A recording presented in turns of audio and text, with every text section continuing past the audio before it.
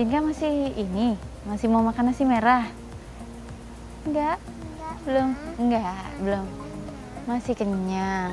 Kalau makan pisang, Tinka mau juga? Enggak? Masih kenyang ya Tinka ya sekarang ya? Nah, memangnya Tinka paling suka makanan apa sih? Apel, paling suka apel. Kemudian selain apel, apa lagi makanan yang Tinka suka? Semangka, apel dan semangka ya. Halo, Dokter Aryani. Hei, Dokter Agnes, apa kabar?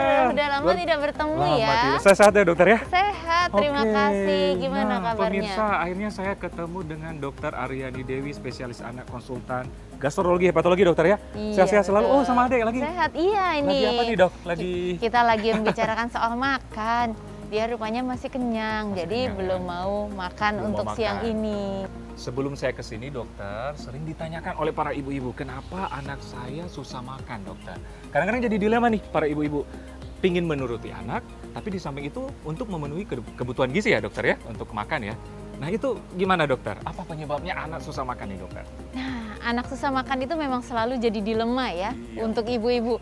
Hampir selalu datangnya itu bilang, dok, anak saya kayaknya beratnya kurang deh, kayaknya nggak mau makan deh.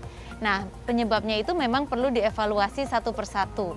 Tidak mudah untuk menentukan penyebabnya, tapi ingat bahwa sebagian besar sebetulnya tidak ada apa-apa, dalam arti belum tentu ada kelainan pada anak tersebut. Nah, penyebab susah makan itu bisa dari segi organik maupun non-organik. Organik artinya di dalam tubuh ada sesuatu yang salah dan mungkin perlu dibantu atau diperbaiki. Kalau non-organik, sebetulnya di tubuh kita tidak ada sesuatu yang salah. Tidak bermasalah ya? Tidak ada dokter ya? masalah sama sekali. Jadi biasanya lebih ke arah faktor sosial, faktor lingkungan. Bisa jadi dia misalnya bosan dengan makanannya, atau misalnya anak itu merasa dipaksa atau sepi pada saat makan sehingga dia menjadi tidak bersemangat untuk makan. Dan bukan tidak mungkin juga, kadang-kadang anak itu justru diberikan susu atau camilan terlalu banyak sehingga dia menjadi tidak bersemangat pada saat makan. Tinka, mau main lagi sekarang? Oke, boleh. Anak Bye, pintar. Bye, Tinka. Inka. Hati-hati ya. See you. See you. Tadi kan dokter bilang salah satu penyebabnya adalah organik. Betul. Itu kira-kira apa dokter? Organik itu artinya kan dari tubuh ya. Ya. Jadi bisa jadi misalnya ada penyempitan di saluran cernanya sehingga dia tidak bisa makan dengan baik. Atau masalah-masalah seperti masalah perkembangan.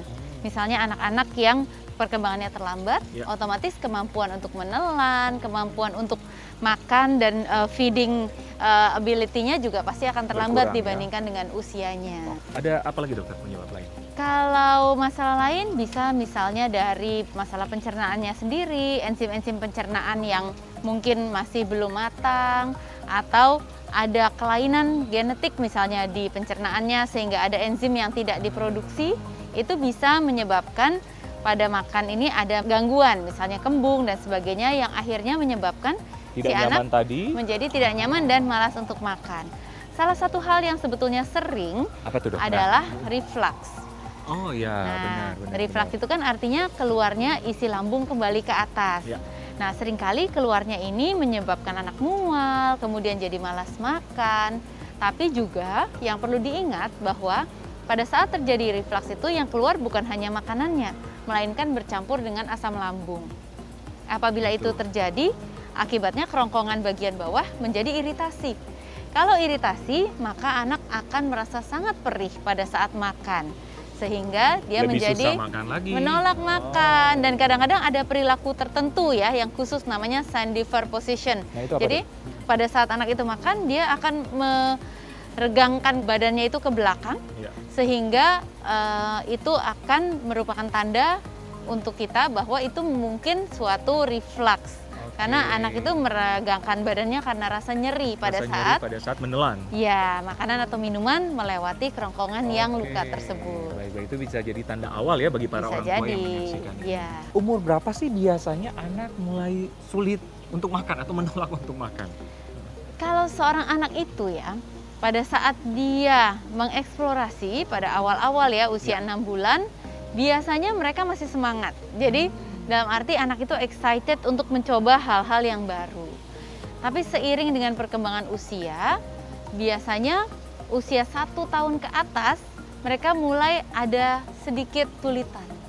Kenapa? Karena ada yang namanya food neophobia. Jadi mereka mulai dikenalkan sama lebih banyak lagi jenis makanan dan kadang-kadang mereka menjadi cemas ya, menjadi takut gitu. Dan mereka menjadi tidak mudah menerima hal yang baru atau makanan yang belum mereka kenal. Di situ anak juga sudah mulai punya selera, jadi sudah punya mau. Kalau anak di bawah 1 tahun mungkin belum banyak mau ini, mau itu, betul. Oh, ya, benar, Dok. Tapi seiring dengan perkembangan usia, dia kan juga sudah punya mau, sudah bisa memilih, sudah punya preferensi. Nah, di situ biasanya mulai ada sedikit penolakan dan pemilihan terhadap beberapa jenis makanan. Saya nggak mau makan itu, Mas. Saya nggak mau makan ini. Ya, benar. Dan umumnya sebetulnya itu tidak boleh dianggap sebagai sesuatu yang negatif ya. Karena itu kan menandakan bahwa anak itu sebetulnya sudah tambah pintar. Benar. Karena dia sudah punya pilihan sendiri, sudah punya kemandirian, dan ini harus ditanggapi sebagai suatu hal yang positif. Ya.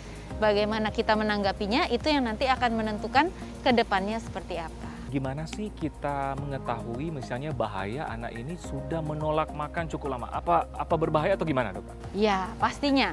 Jadi sebetulnya penolakan makan itu ada beberapa macam. Ya. Ada yang namanya selective eating, ada yang namanya picky eating, dan ada juga yang namanya small eating. Jadi itu berbeda-beda sebetulnya. Jadi kalau dia picky itu artinya anak itu masih mau paling tidak satu jenis makanan dari setiap kelompok zat gizi. Misalnya karbohidrat, dia hanya suka kentang. Protein, hanya mau ayam, yang lain tidak mau. Kemudian lemak dan sebagainya. Tapi kalau selective eating, itu artinya ada satu kelompok makanan tertentu yang dia sama sekali tidak mau makan. Jadi contohnya, apapun jenis protein, dia sama sekali tidak mau makan protein. Tapi yang lain dia mau, misalnya karbohidrat, kemudian sayuran dan buah itu masih mau. Kalau small eater itu biasanya begini, dia mau saja semuanya, tapi hanya mau sedikit. Jadi porsi makannya itu tidak besar, dia hanya mau sedikit saja, kemudian sudah cepat kenyang. Jadi ada macam-macam nih jenisnya ya. Nah, kalau cukup lama bisa mengakibatkan apa, Dokter? Kalau misalnya dia jumlah kalorinya kurang, otomatis berarti modal untuk pertumbuhan dan perkembangannya itu pasti kurang. Itu yang kita khawatirkan. Selective eating juga ada bahayanya, yaitu artinya dia akan kekurangan nutrien atau zat gizi dari kelompok makanan tersebut. Misalnya sama sekali tidak mau sayuran dan buah. Nantinya vitamin, mineral, zat besi mungkin juga akan berkurang. Demikian pula kalau protein. Kita tahu bahwa protein itu sangat penting bagi perkembangan dan pertumbuhan tinggi seorang anak. Sehingga bisa jadi kalau seorang anak kekurangan protein, nanti dia juga akan mengalami malnutrisi. Dokter, ini juga menjadi kekhawatiran bagi para orang tua nih. Nah, apakah bisa berakibat kekurangan gizi jika anak sulit makan? Pastinya. Pasti ya. Apalagi kalau sulit makannya berkepanjangan. Karena kan makanan itu merupakan sumber kalori bagi tubuh supaya tubuh bisa bertumbuh dan berkembang.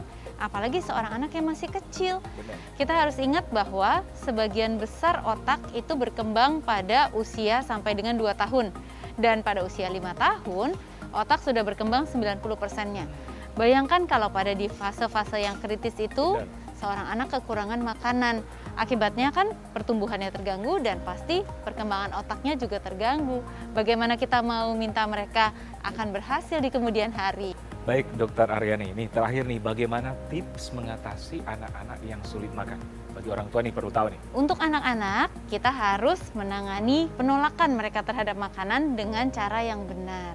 Yaitu pertama kita berempati dan kita membuka diri untuk menanyakan mengapa mereka tidak mau makan atau sedang tidak berselera untuk makan. Dan yang penting adalah kita harus menerapkan feeding rules. Feeding rules itu artinya anak-anak itu perlu diberikan makan dengan jadwal yang tetap. Jadi jadwal makanan utama, jadwal camilan atau snack itu semua harus teratur. Dan anak didudukkan di kursi makan.